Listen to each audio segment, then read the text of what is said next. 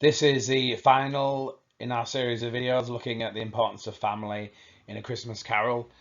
This time we're going to focus on an exam question and how to prepare an exam response to that question.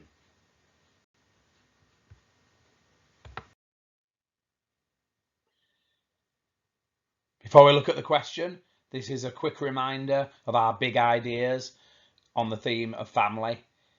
When you get the question, almost certainly these ideas will be relevant to what you're being asked to look at.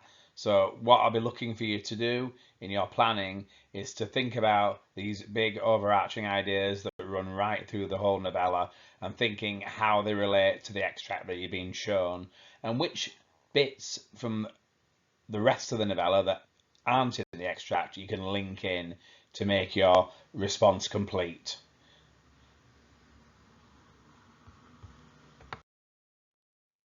This is just a quick reminder of the 3 assessment objectives. For most of the questions on the literature paper, the mark is out of 30. The marks are divided between all 3 assessment objectives, with the weighting doubled in assessment objective 1 and assessment objective 2. So they are worth a maximum of 12 each out of 30. And assessment objective 3, which is context, is worth 6 marks. So in the first video we looked at the kind of things we might say about the supernatural and the different spirits that visit Scrooge in the novella. We also touched a little bit on the evidence that we might use, but this video is all about looking at the evidence in a smart way so that you're not going to be burdened with having to revise too many quotations in preparation for the exam.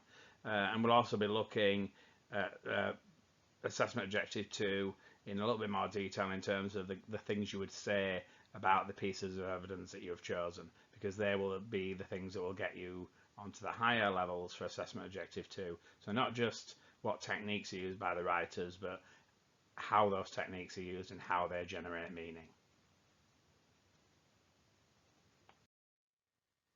If you're going to get the most from these videos, it's really important that you engage with having a go yourself. So you can see on the screen now the extract in question. This is a description from Stave 3, where we've shown the Cratchits at Christmas time. So it's the Ghost of Christmas Present, and it's a description of the appearance of the Cratchits, the kind of things that they're wearing, and there's a little bit of a hint of the kind of Christmas that they have. So what I would like you to do is spend 5 minutes looking at the text, read it carefully. You need to identify the key points. Think back to the 3 overarching ideas. Can you see any evidence in here that would link to those? I would aim for at least 2 big points that you're going to build your response around, but see if you can get 3. Let's see what you can come up with. Pause the video, give yourself 10 minutes identifying the key ideas. The question here is fairly straightforward. How does Dickens present the Cratchit family? So it basically allows you to make any points you want that are relevant to what the impression created of the Cratchit family. So 10 minutes, see what you can come up with.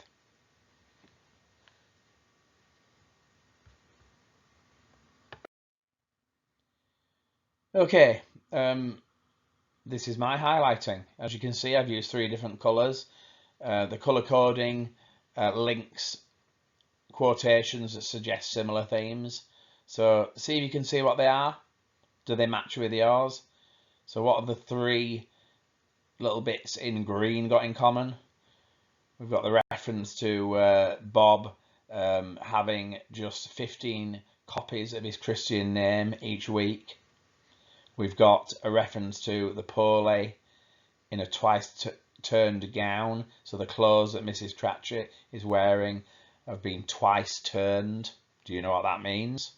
And then we've got a reference to her wearing ribbons, brave in ribbons, which are cheap.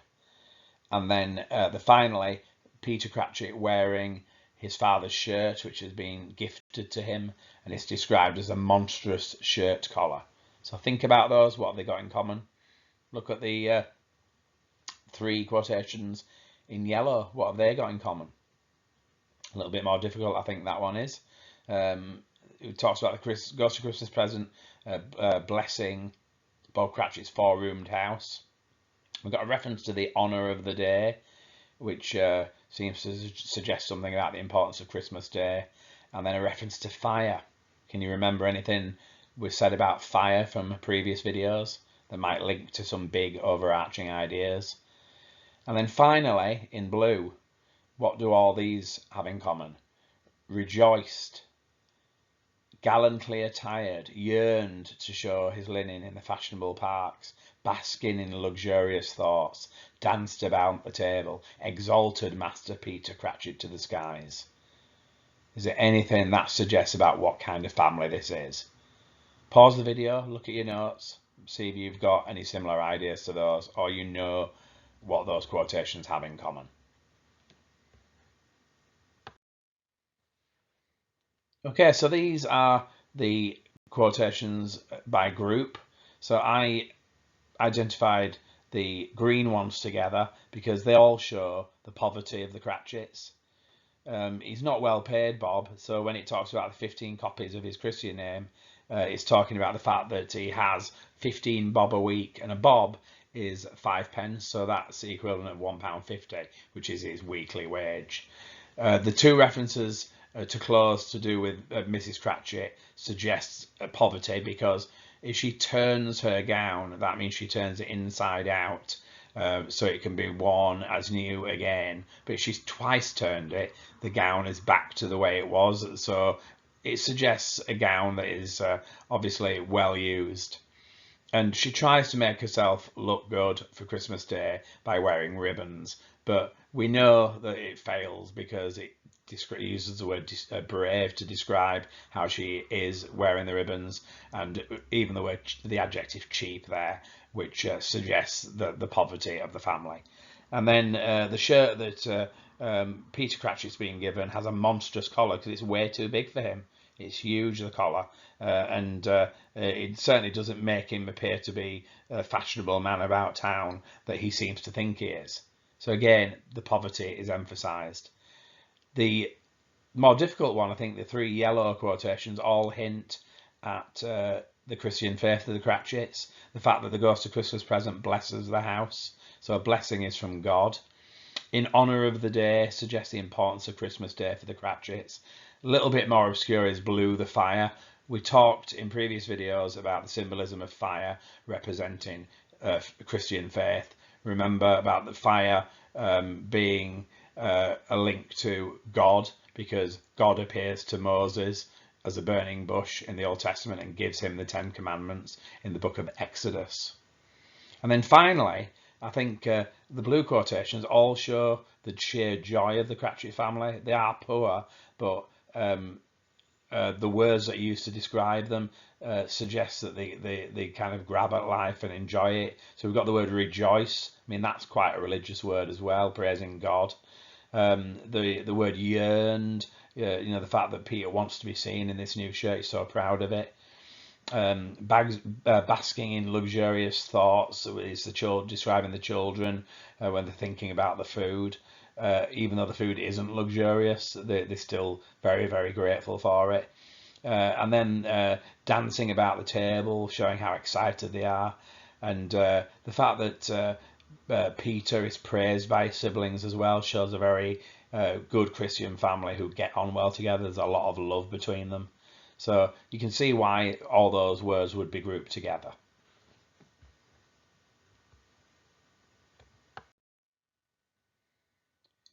Okay, so we've got some key parts of the text identified and grouped together. What I want you to do is to look back at the big ideas that we identified earlier, and to decide which of the big ideas each group of words, each group of quotations links with. And is it true that we can use those three big ideas regardless of what the extract is? So 3 different groups there. Do they actually fit the pattern that we would expect to see? So just to refresh your memory, these are the 3 things we're looking for. So strong family unity linked closely to Christian faith. Is that apparent in any of the groups of words? Love and redemption. So is there evidence of love in this family? The extract really isn't about redemption because it doesn't really deal with Scrooge. So let's focus on the love part of that. Are there examples there which show the love of this family? Is there anything in this extract that you can link to Dickens' intention that everyone should have a responsibility to protect the most vulnerable, addressing poverty? So is there any of those quotations linked with poverty?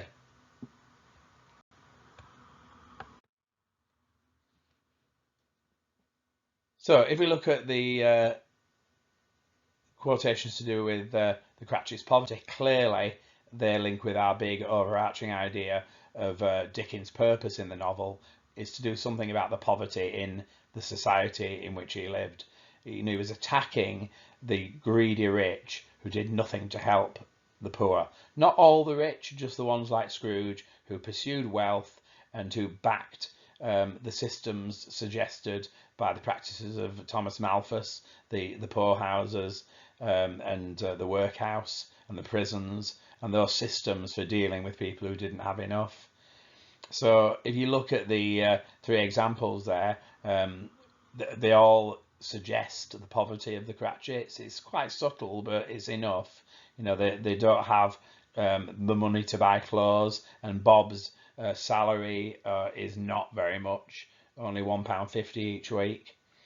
At the bottom there we have the writer's methods used there. So we've got the pun on Bob's name, 15 copies of his Christian name.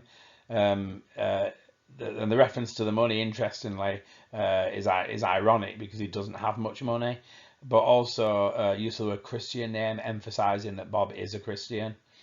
We have adjectives that suggest poverty as well, twice turned and cheap. And then emotive language suggested by the word ribbons, by the word brave in the phrase brave in ribbons.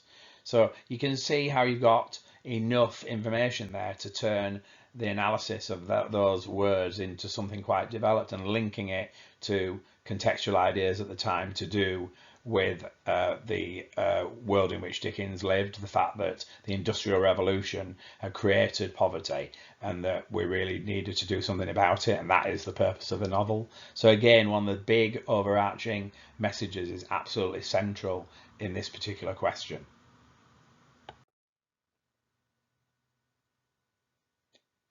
Then we have the references to religion.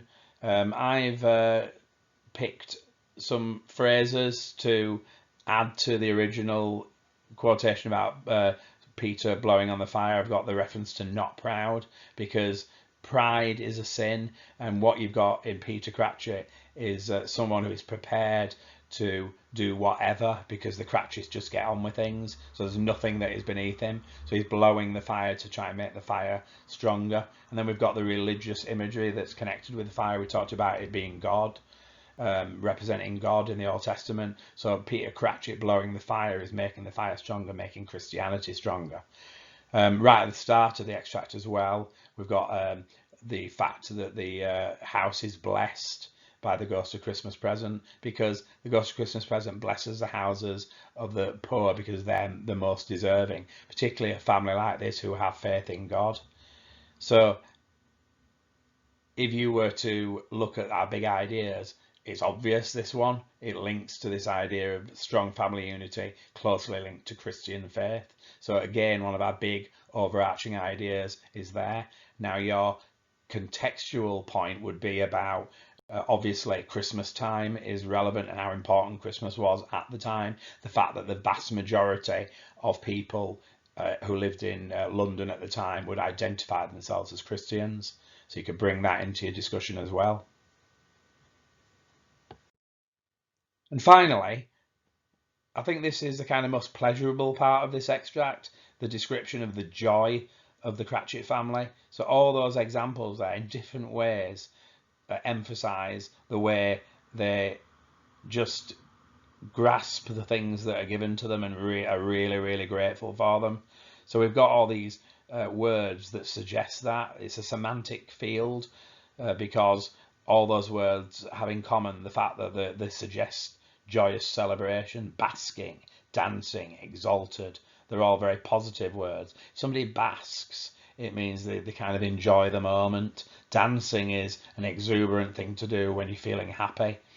And the way the younger Cratchits praise their brother, they exalt him to the skies. It's exaggerated almost, but again, it's quite joyous. There's also some really ironic language that's used really effectively, because we've got Peter with this hand-me-down shirt, but he treats it as though he is the height of fashion. So we've got this reference to him seeing himself as being gallantly attired, which would suggest he's like a gentleman. The word attired means dressed, but it's kind of an elevated word, which makes it seem like it's something more than just simply being dressed. And he makes a reference to the fashionable parks, which clearly is nothing to do with the kind of life that the Cratchits live, but that's how he feels wearing that shirt. He feels so special. And that's also reinforced by the word luxurious, the adjective luxurious, as though it is luxurious, but it's actually a hand-me-down shirt.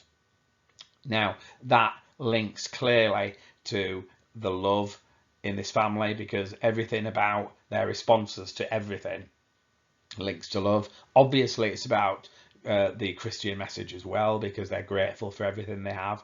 But I think especially the young Cratchits and the way they praise their brother shows the love in this family as well, because siblings praising each other is not something I think most modern people, modern families would recognise, because the idea is that for most siblings don't get on, or they certainly would be a little bit grudging in the way they might praise each other. But these siblings all love each other, and that's apparent in the way they treat each other. So again, if you got this question, you could bring in your contextual ideas and link them to Christian belief, but also broaden it out and linking to what Dickens was suggesting about the way everyone should love each other. So this family love each other, but equally, people who are rich and wealthy should show their care for their fellow man by making sure they're okay too.